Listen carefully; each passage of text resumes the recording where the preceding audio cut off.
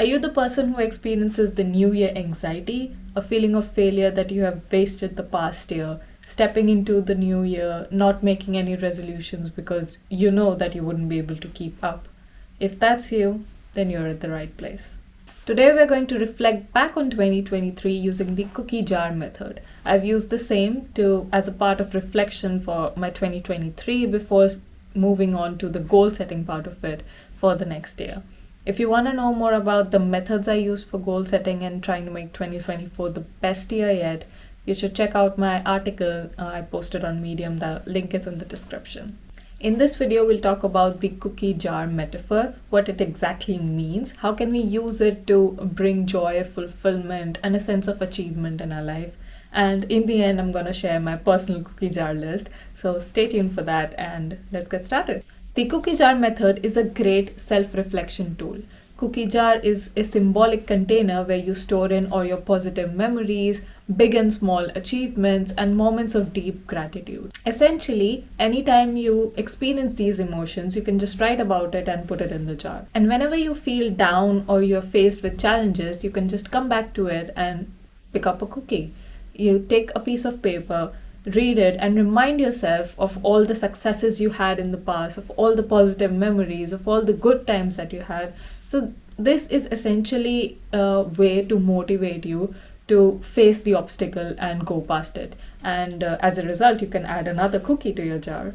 Great, right? Keeping a physical jar is obviously not the only option. You can obviously have a cookie jar list that you just write down in your diary. You can have a Notion page specifically dedicated to the cookie jar list of your entire year or the past year. You can create your jar however you want. Now for the 2023 reflections, what I need you to do is go back and write down about all the achievements, all the memory highlights that you had for the entire 2023 and write about it. You can take help from your gallery or Google Calendar or maybe the stories that you uploaded on Instagram. That's what I did. And once you've made your list, you'll realize that the year wasn't as bad as you thought it went. You did a lot, achieved a lot, had lots of pure moments of joy. You faced struggles, you faced obstacles, but you came the other side older, wiser, and hotter. I did the same exercise, and because I was pretty active on Instagram this past year, especially for posting stories and creating highlights, I just went through all the stories that I posted and have a quick glance at my gallery, and I came up with around 20 things for my cookie jar list. So I'm gonna share a few with you guys now. Okay, you guys are not ready.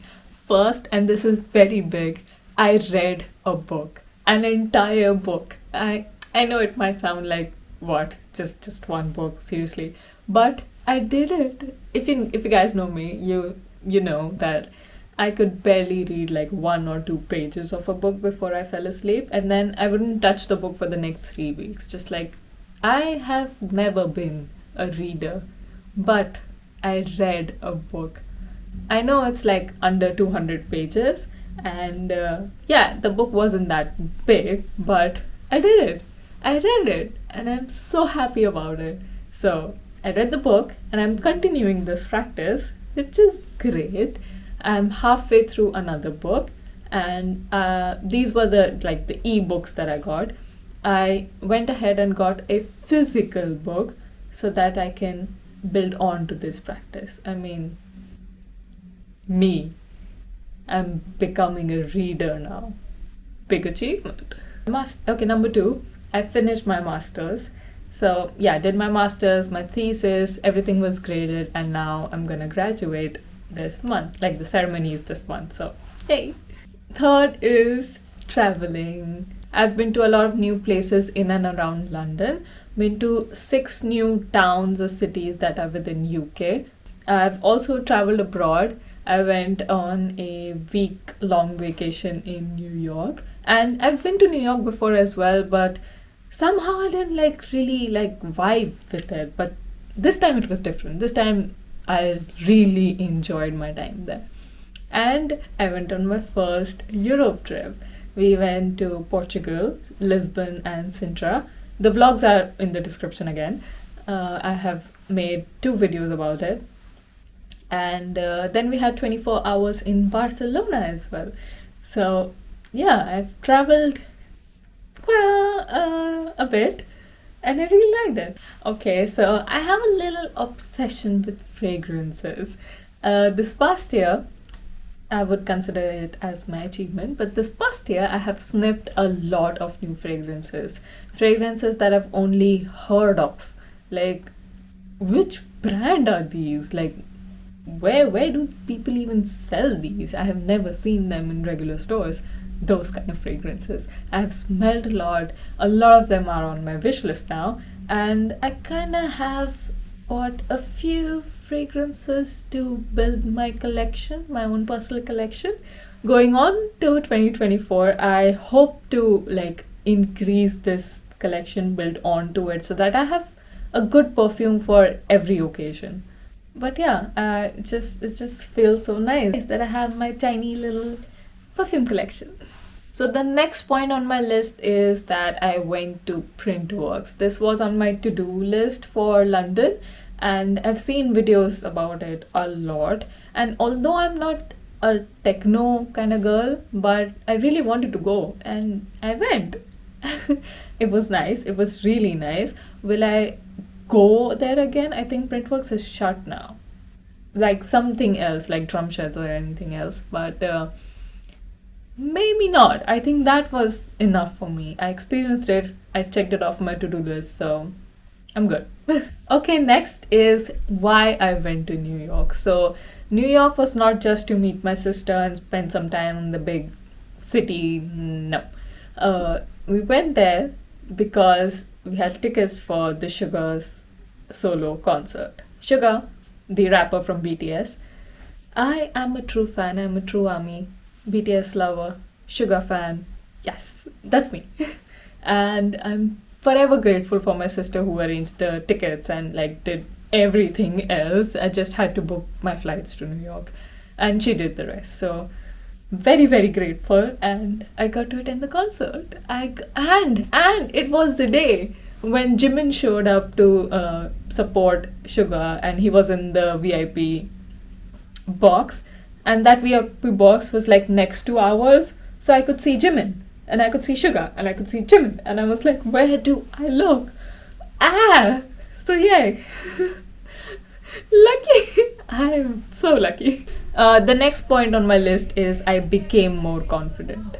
So this might be a bit vague, but expanding on that, I did small things throughout the year that would push me out of my comfort zone, and the experience would eventually give me a boost of confidence. For example, I made a dance video, the Instagram like dance reel or the TikTok dance, whatever you want to call it. And I was dancing in public. So I was shooting in a park. There were people around. The park is just next to a main road. So there were a lot of people just walking past. And there were a lot of retakes, a lot of adjusting of the angle, and me doing the same steps over and over and over again, like 50 times. So yeah, there were a lot of people who were looking at me, but I made the video and I posted it on my Instagram. And just the feeling after shooting the video was just like, I was here. Like, I can do anything now.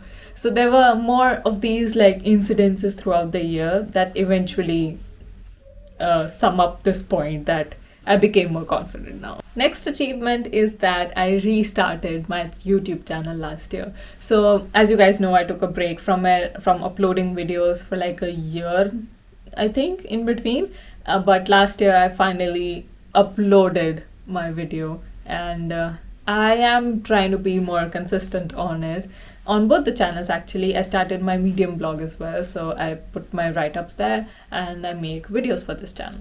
So I'm trying to be more consistent on both, but the process of restarting was last year, and that is an achievement for me. Point number 9 is that I invested in myself. I have a few subscriptions now that I would say make my life a bit more easier or more enjoyable. On and on, I just feel that it's an investment to myself. Like buying a book. Buying a book is an investment. So subscriptions like I have Epidemic Music subscription, Skillshare subscription, and YouTube Premium, very important for YouTube and YouTube Music. Now I feel so much at peace that I have these subscriptions with me. Also, I upgraded my living situation. I can now finally say that I live in a room, not a box, which is a great step up from my previous living conditions. And last but definitely not the least, this was at the end of 2023, during like end of November, December time, was that I decided that I want to stay in London for at least 2 more years. So I went ahead and got my PSW visa.